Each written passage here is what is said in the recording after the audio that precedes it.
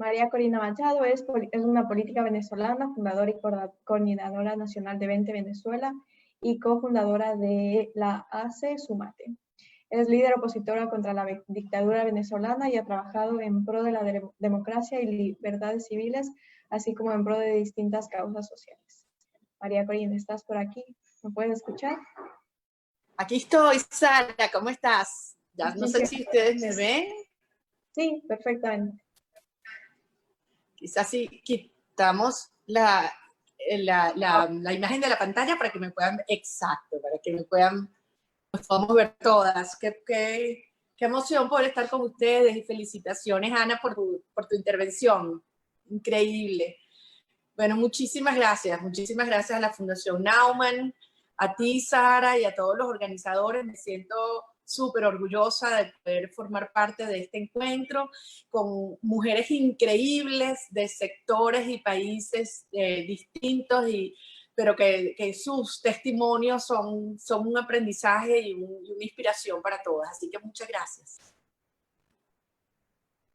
Bueno, si quieres, puedes ya empezar con el taller. Empezamos con el taller. Majo, ¿estás por ahí? Ustedes me dicen cuando quieren que yo arranque y ahora. Entiendo que tengo más unos 20 minutos, me dijeron más o menos de conversación para después hacer preguntas, ¿correcto? Sí, 20 minutos, exactamente. Listo, arrancamos. Arrancamos, sí. Ok, bueno, a mí me tocó una solicitud difícil, o sea, hablar a título personal de la política como una decisión. Y realmente ha sido una decisión de vida. Y yo le diría tres cosas. Primero, es una decisión muy dura, muy difícil, que tiene enormes implicaciones, no solo para la persona que toma la decisión, sino también para su entorno, su pareja, sus hijos, sus amigos. Y bueno, evidentemente en un contexto como el que vivimos en Venezuela es particularmente riesgosa. Eso es lo primero. Lo segundo, yo diría que es una decisión apasionante, emocionante. Te entra un frío por dentro, pero al mismo tiempo te da la oportunidad de tener inmensas gratificaciones porque tienes la posibilidad real de tocar vidas en el mejor sentido. Y en tercer lugar, en mi caso, yo te diría que es una decisión diaria. Es decir, todos los días, cada instante, yo reformulo y reafirmo una decisión que, como me dijeron que hablara un poco a título personal, yo voy a echarles un poquito el cuento de mi vida, cosa que además yo soy muy mal haciendo, debo decirlo.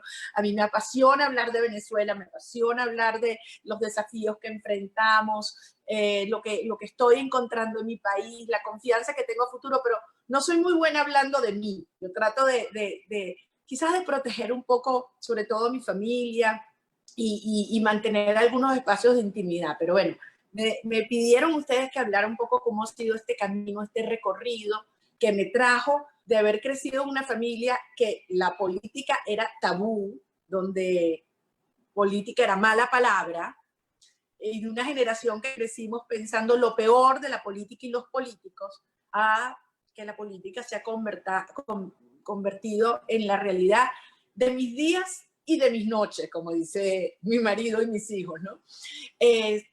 Yo, como les decía, yo soy la mayor de 4 hijas, todas mujeres, y bueno, mi papá siempre, debo decirlo, quería un hijo varón, ¿no? Entonces yo dije, no, yo le voy a demostrar a este hombre que no hace falta tener hijos varones, yo voy a seguir sus pasos, yo voy a seguir su legado de empresas muy productivas, pero además abiertas a la comunidad, con una enorme conciencia en términos de responsabilidad social. Mi papá es un tremendo emprendedor.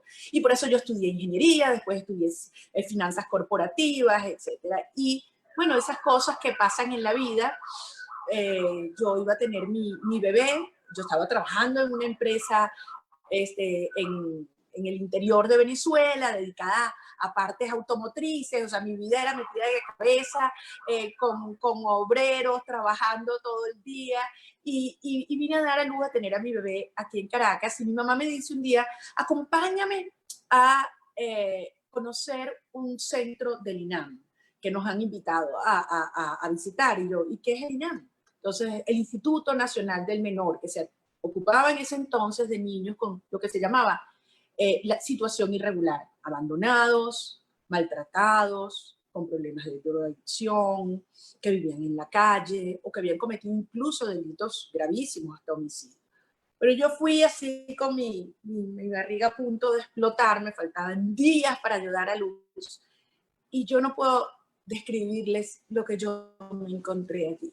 Eso era realmente una cárcel para niños. Niños desde 6 hasta 18 años, todos mezclados. Unas condiciones de insalubridad total, oscuro, sin alimentos, sin educación, verdaderamente inhumano. Yo, probablemente el hecho que estaba embarazada me afectó. Yo llegué a mi casa y yo dije, yo no puedo volver a dormir si yo no hago algo al respecto. Llamé a mi jefe, Orlando Montes, y le dije, Orlando, yo no sé si estos son 5 días, 5 semanas, 5 meses, pero no voy a volver por ahora. Él se quería morir, porque yo era la que decía, no, yo tengo mi bebé, inmediatamente voy a estar allí con la niñita aquí dando pecho, etcétera, en la oficina, no puedo un día. ¿Y qué te pasó a ti? Bueno, una larga historia. Y inicié un camino que jamás en mi vida me hubiera imaginado que fue digamos, la organización de la sociedad civil con fines educativos. Fue una transformación. Logramos incluso no solamente transformar este centro en un lugar humano y digno, logramos firmar un convenio con el sistema de orquestas juveniles, y había niños que no sabían leer y escribir, y de repente te estaban leyendo una partitura y tocando en una orquesta. De hecho, uno de ellos hoy en día está en la Filarmónica de Berlín como violinista. Y yo pensé que iba a estar allí, como les decía, 5 días, 5 meses, fueron 8 años de mi vida. Logramos incluso cambiar la ley orgánica del menor para que se abriera a esquemas mixtos con la sociedad civil y con el sector privado. Nosotros fuimos el primer convenio de asociación en la historia de este país en el cual el Estado comparte la gestión de una responsabilidad tan crucial como eran niños que, insisto, que habían cometido en algunos casos hasta homicidio, con una organización ciudadana creada para tal fin. Entonces nosotros incorporamos voluntarios, incorporamos a la comunidad, incorporamos a la empresa privada. Fue un modelo increíble y fue creciendo, y creamos otras organizaciones, y de repente llegó Hugo Chávez. Hugo Chávez y nos hizo a los venezolanos darnos cuenta que la libertad no se puede asumir por descontado, que a todas las sociedades nos puede ocurrir que lo que creíamos que era un entorno de democracia y de cierta autonomía, digamos, institucional, podría verse destruida. Y una nación que, como éramos los venezolanos, que nos sentíamos orgullosos de tener una democracia no solamente estable, sino que había contribuido a la democratización de otros países, particularmente Centroamérica, España, de la noche a la mañana se nos venía una gran amenaza que yo identifiqué desde muy temprano que era de carácter totalitario. Fue un gran populista, carismático, tuvo toda la plata del mundo, pero su propósito desde el primer día fue confrontar y fragmentar y dividir a la sociedad con todos los criterios, entre ricos y pobres, izquierda y derecha, civiles y militares, viejos y jóvenes. En todos los criterios fue una amenaza real. Se empezaron a generar enormes tensiones sociales en nuestro país, enorme violencia, y de la noche a la mañana yo dije, yo no puedo seguir viendo el enorme peligro de destrucción de Venezuela de brazos cruzados, y no podemos seguir preocupándonos, sino ocupándonos. Y bueno, un conjunto de amigos, casi todos ingenieros, no sabíamos nada de política, nunca en la vida nos había pasado por la mente que podíamos involucrarnos en el activismo ciudadano. Dijimos, ya va, tenemos que hacer algo para canalizar estas tensiones sociales y que los venezolanos podemos decidir qué futuro queremos. Entonces, bueno, buscamos la Constitución y a alguien se le ocurrió, oye, si recogemos firmas, podemos convocar un referendo revocatorio y Chávez va a tener que aceptar los resultados y que la ciudadanía decida qué quiere.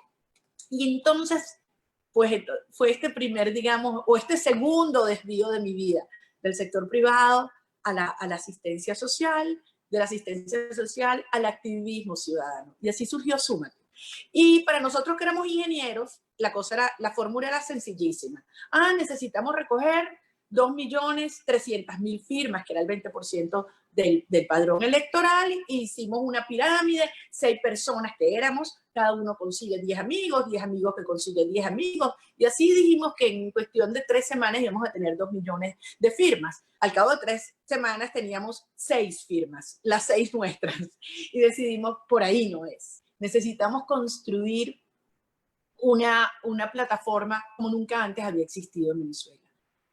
Y arrancamos. Y fue un viaje maravilloso. En cuestión de pocos meses, Súmate tenía más de 30.000 voluntarios trabajando en todo el país y organizamos lo que fue para mí un evento que desde el punto de vista cívico, ciudadano, separa Venezuela, la historia de Venezuela antes y después, que fue el llamado firmazo. Y en un día nosotros abrimos 3.000 y pico centros de recolección de firmas en toda Venezuela, en los lugares más recónditos, en las zonas populares. Y el día anterior a rezar, decir, bueno, ¿cuántos venezolanos aparecerán? ¿Cuánta gente se va a movilizar y a decir, mi firma vale, y dar la cara? Como les digo, necesitábamos 2.200.000 personas, y cuando amaneció ese día, yo empiezo a llamar gente, y me llama un amigo, me dice, María Corina, la gente está bajando de los barrios más pobres, de las comunidades más humildes, a pie la gente comenzó a bajar y a firmar. Y en un día logramos casi 3 millones de firmas. Fue algo increíble. Mi vida cambió de la noche a la mañana. Yo tenía que empezar a dar ruedas de prensa cuando yo nunca me había agarrado ni un micrófono. Me llevaban a la televisión y me pusieron, me acuerdo un día, eran como 30 cámaras y medios internacionales que yo no sabía ni que existían. Y yo no sabía para dónde mirar y me temblaban las piernas. O sea, realmente yo no me había preparado para eso. Yo no quería saber nada de los medios, yo no quería saber nada de política. Y fue como un torbellino que me fue empujando y fui descubriendo que había cosas como que me gustaban hacer y que como que se me daban. Así avanzamos. Obviamente Chávez se vio obligado a convocar el referéndum revocatorio, se robó el referéndum revocatorio.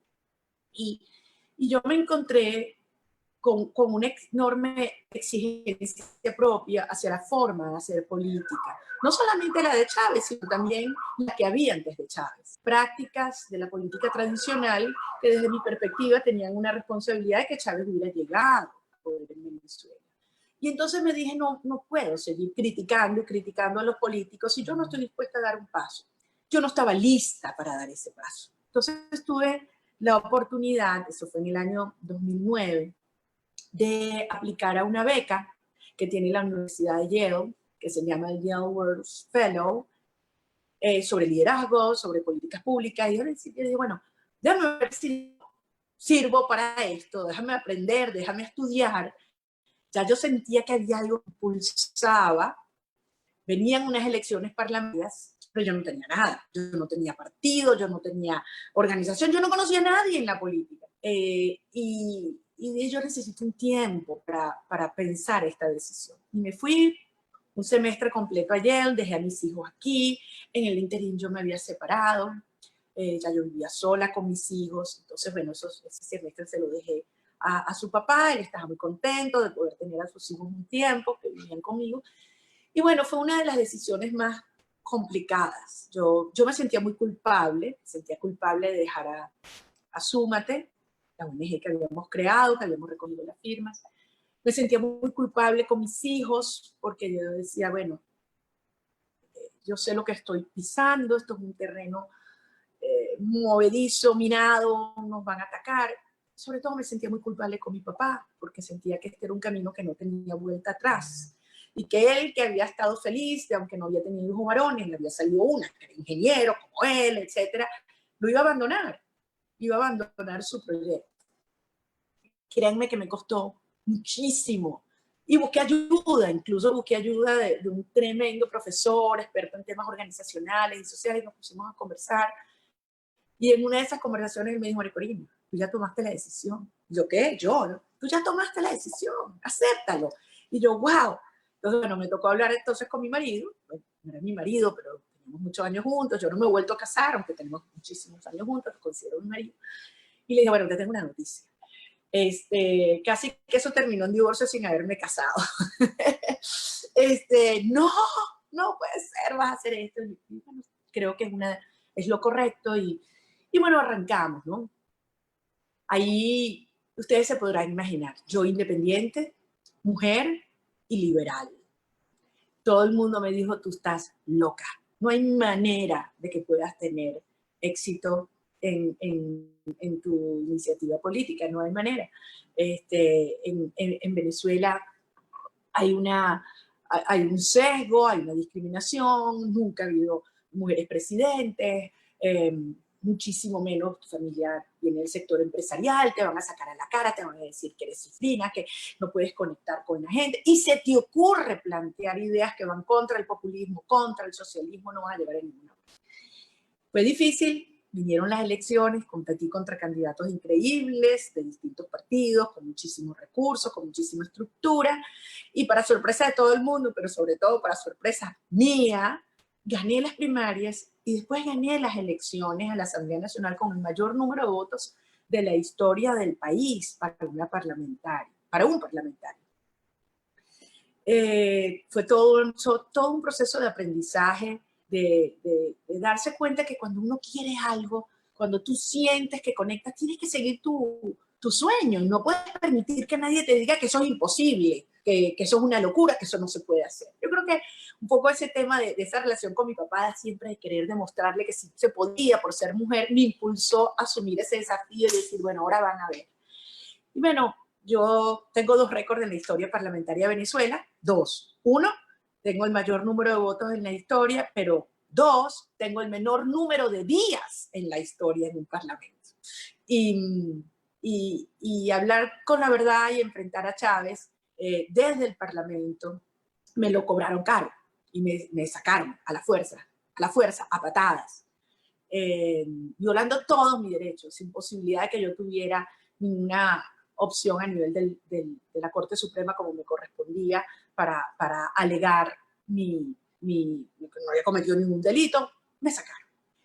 Fue duro, en ese momento dije, bueno, mi carrera política se acabó, ¿cómo arranco?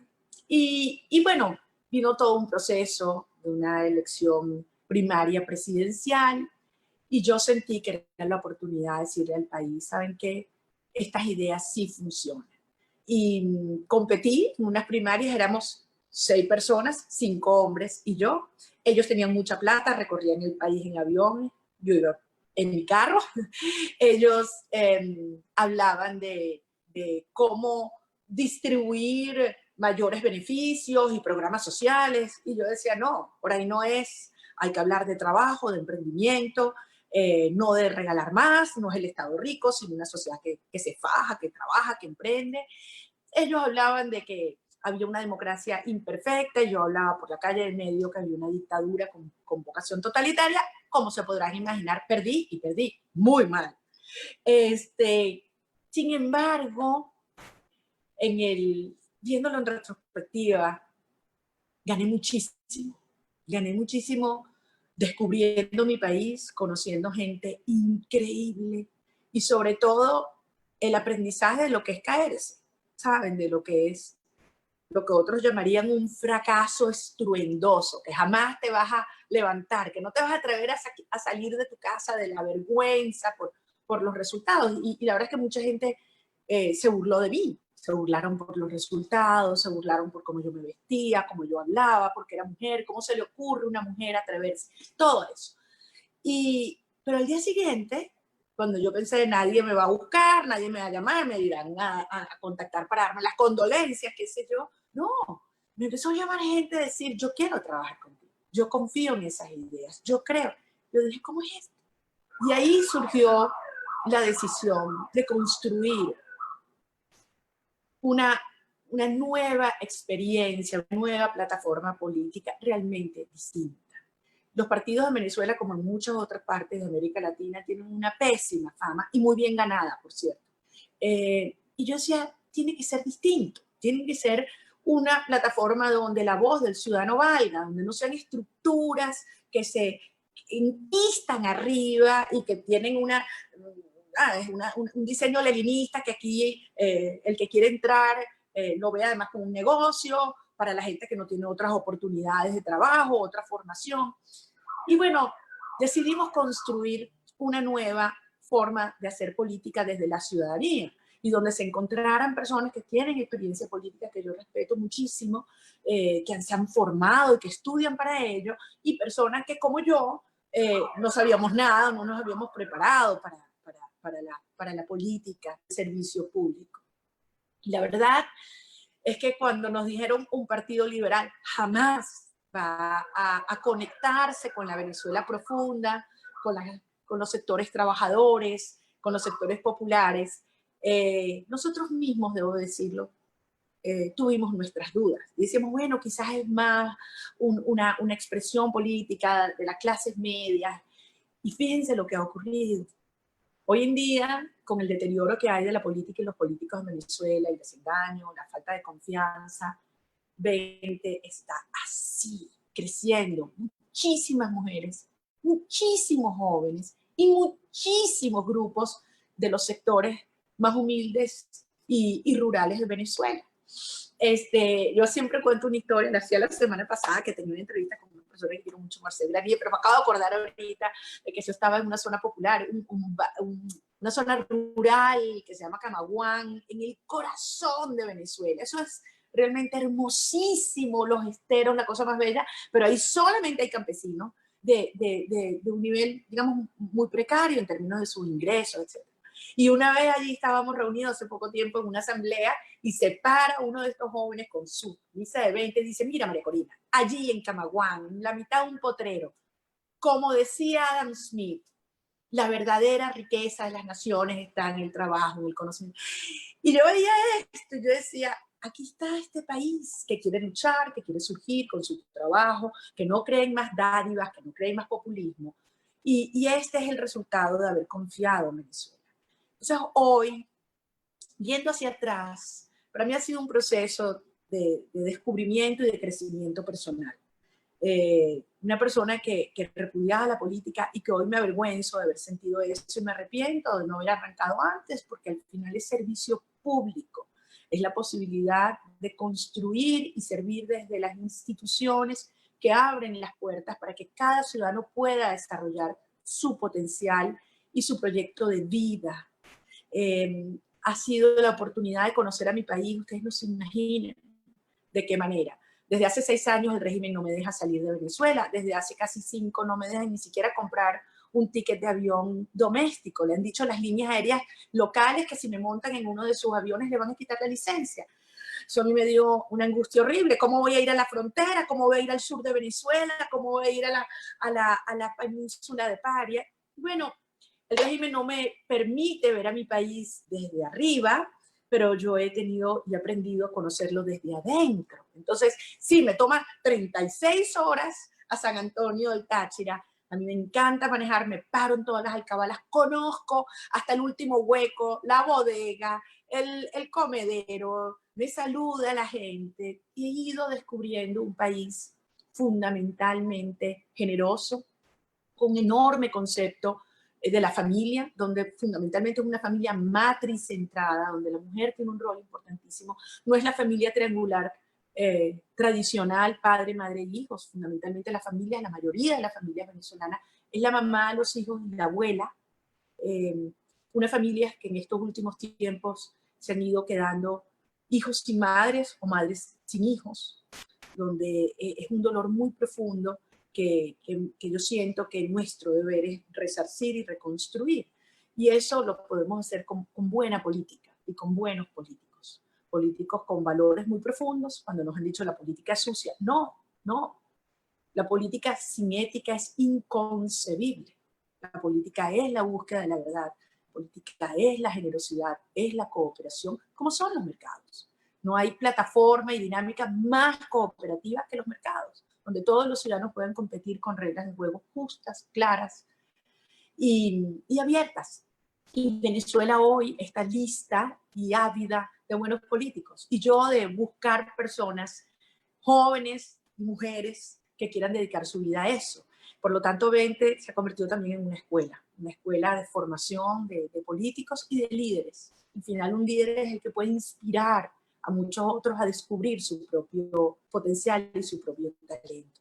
En eso es lo que yo quiero servir a mi país. Tengo una enorme confianza de que vamos a transformar a Venezuela y que Venezuela se va a convertir además en un foco que va a irradiar libertad, oportunidad, justicia y dignidad para toda la región y porque hemos recorrido un camino duro, un camino tremendamente desgarrador, pero de un aprendizaje indeleble. Así que yo creo que cuando me gustó mucho el nombre del seminario Libre de Ser, eso es lo que buscamos, eso es lo que cada persona, cada venezolano me dice por allí, yo quiero ser libre, libre de ser lo que quiero, de hacer lo que me gusta y de tener la oportunidad de hacerlo en esta nación a la que amamos. Así que bueno, esta es mi historia y a todas las que nos escuchan los invito a que veamos la política como una oportunidad de dar y también de recibir muchísimo, que es lo que yo recibo cada día y le doy gracias a Dios por estar aquí, por estar en Venezuela, por estar ahora. Y créanme que cuando yo veo a todas estas mujeres con estas historias maravillosas, yo digo, wow, qué maravilla estar en sus zapatos, poder aprendiendo todas estas cosas. Pero en este momento yo no cambiaría mi lugar por el de nadie en el mundo, porque creo que tenemos la oportunidad real de hacer de Venezuela una gran nación. Gracias. Ay, María Corina, muchísimas gracias. Tenemos aquí un montón de preguntas, pero no tenemos tanto tiempo para eso, así que voy a hacer unas 3. La primera, ¿cómo podemos motivar a las mujeres jóvenes que inician en la política y se enfrentan a estas brechas? ¿Desde dónde, cómo, cuándo podemos iniciar en este activismo político y en las mujeres? Bueno, esa es una de mis obsesiones. Yo quiero que sean muchísimas mujeres, pero una cosa les digo, hay veces que a mí me pasaba, por ejemplo, cuando yo estaba en el sector privado, que yo entraba a una junta directiva y eran puros hombres y yo. O cuando fui a estudiar ingeniería, en esa época, y ahorita son más mujeres que hombres, gracias a Dios, pero cuando yo fui era un salón de 80 personas y éramos 5 mujeres. Y en la política ni te digo. Entonces a veces uno dice, bueno, ¿cómo tengo que comportarme para que me acepten? No. Al final me digo, no, yo soy como soy. Y las mujeres tenemos tanto que dar. Y yo creo en equipos donde hay equilibrio de hombres y mujeres. Pero yo no quiero que las mujeres sean como hombres. ¿Me explico? Entonces, eso, es decir, tú te vistes como te da la gana, te maquillas, estás bella o desarreglada, pero no trates de hacerte aceptar. ¿Me explico? Como tú crees que los hombres creen que deben ser quienes hacen política. Y yo los obligué a cambiar muchísimas cosas.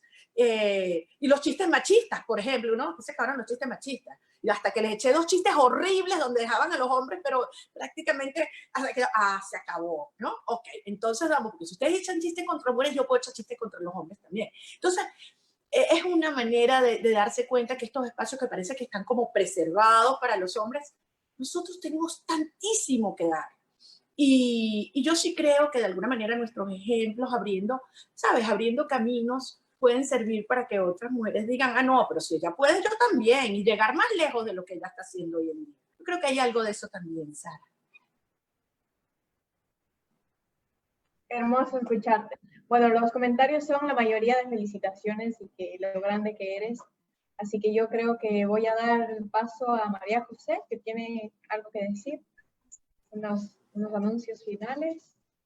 Pues antes que nada solamente quiero compartir la pantalla final de este encuentro con pues María Corina, con Ana, con María Clara y con la doctora Delia y contigo, Sara, y pues todos los hombres y mujeres que también nos han acompañado toda la semana. Creo que ha sido una semana increíble. Este mensaje que les quiero dar es a nombre de todas las oficinas de la Fundación en América Latina. cuando empezamos este foro, empezamos con la idea de cómo pueden las mujeres alcanzar sus metas en la sociedad, en la política, en la profesión. Y pues hemos tenido una semana llena de emociones, tal cual como con estas últimas ponencias de María Corina, que siempre nos pone la piel chinita a todos. A mí siempre que la escucho me dan ganas de llorar, pero por ejemplo también todas las ideas de Delia, de su trayectoria, la labor que hace Ana con migrantes, la labor de María Clara en Colombia, pero también pues quiero recordarles todo lo que vivimos esta semana y que espero que todos hayamos aprendido que sí, que como mujeres y hombres todos somos vulnerables, pero hay una clave que justo ahorita María Corina dijo un mensaje increíble que es libre de ser, y ese fue nuestro hashtag principal de que todos pueden ser autores de su propia vida, y eso es lo que defendemos en la fundación y queremos que se queden con eso.